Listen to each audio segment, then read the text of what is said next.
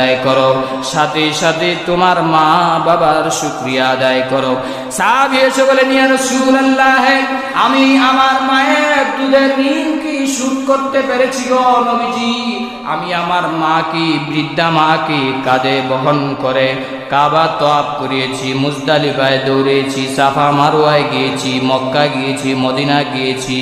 এমনি রাসূল বলেছেন, ও সাহাবী, তুমি তোমার মায়ের দুধের ঋণ শোধ করবা দূরের কথা, সর্বপ্রথম যখন তোমার মা তোমার মুখে দুধ দিয়েছে, সর্বপ্রথম যেই দুধটা মায়ের স্তন থেকে আসে এটার নাম হলো শাল দুধ। কি দুধ?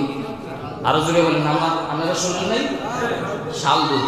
এই যে এক ফোঁটা দুধ আপনার মা আপনাকে সর্বপ্রথম পান করিয়েছে, রাসূল বলেন তামাম কাবার চত্বর কেন, তামাম পৃথিবী সহ তোমার গোটা জিন্দেগি তোমার বুকের চামড়া, পিঠের চামড়া, শরীরের চামড়া দিয়া তোমার মায়ের জুতা যদি বানায় দাও, আর ওই জুতা পরে তোমার মা বাবা যদি সারা জীবনও চলে, তারপরও এক ফোঁটা দুধের ঋণ তুমি শোধ করতে পারবা না। সুবহানাল্লাহ। এই জন্য সাবধান যুবক ভাইয়েরা, মা বাবার অবাধ্য হওয়া যাবে না। আহারে